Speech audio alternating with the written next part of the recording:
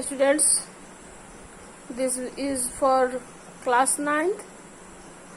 We was discussing about the plant tissue, and just we have seen the classification of plant tissue.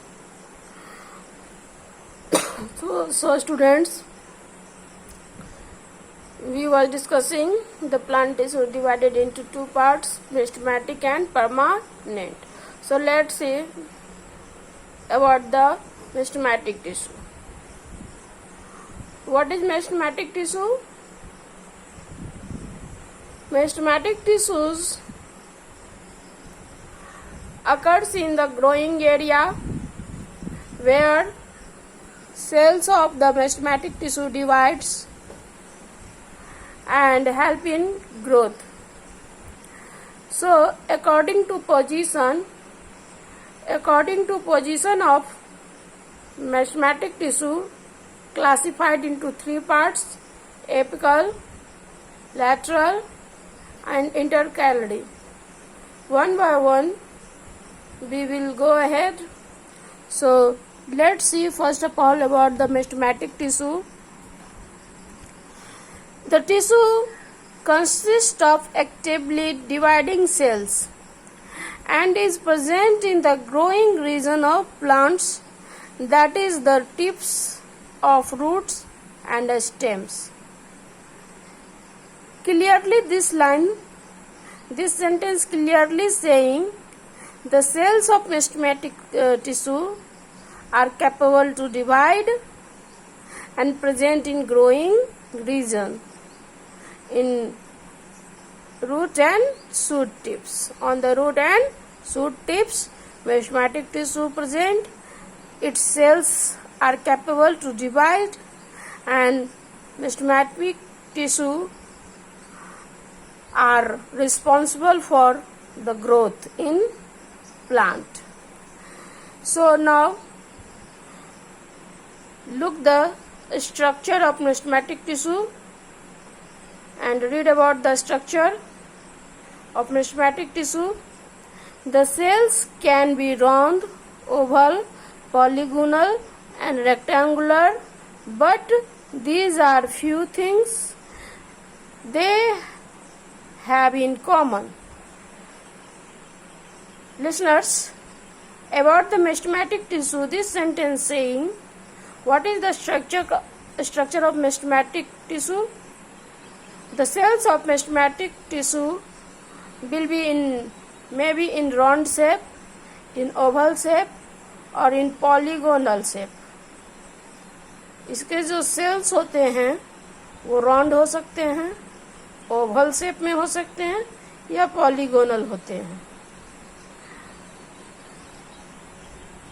Students, ये meristematic tissue का character हुआ कि उसके sales कैसे shape में होंगे, राउंड हो सकते हैं, ओवल हो सकते हैं या पॉलीगोनल हो सकते हैं. They are packed closely without intercellular space. अगर यह रड शेप में होगा, रेक्टेंगुलर शेप में होगा, तो इनके बीच, इन सेलों के बीच इंटरसेलुलर स्पेस कम होगा.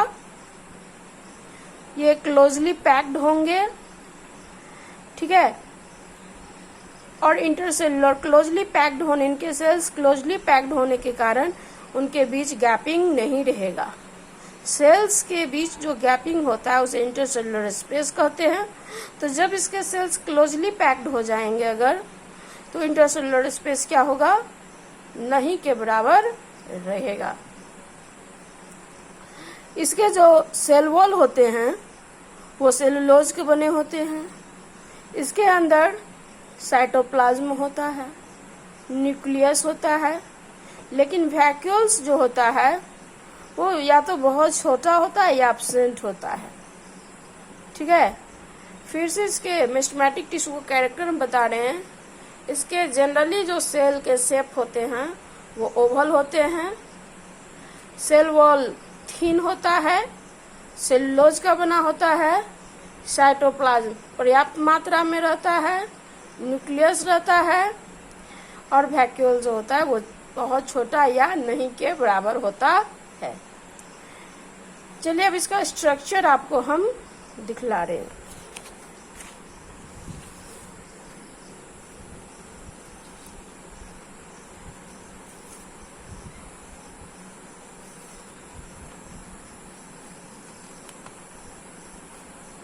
बुक में इसका स्ट्रक्चर नहीं दे रहा है स्टूडेंट्स, लेकिन थोड़ा सा मैं परमानेंट टिश्यू से ही इसका बारे में बता रही हूँ। ये देखिए, जैसे ये सेल हुए हैं, अगर ओवल शेप में होंगे तो ये जो सेल का बीच में जो ये गैपिंग बन रहा है, इसी को इंटरसेलुलर स्पेस कहा जाता है। और ये जो सेल का वॉल है जो सेलुलोज का बना होता है, थिन होता है, ये इंटरसेलुलर स्पेस हुआ, इसमें साइटोप्लाज्म भरे हुए रहते हैं। तो यही मेरिस्टेमेटिक टिश्यू के बारे में बता रहा था, स्ट्रक्चर के बारे में।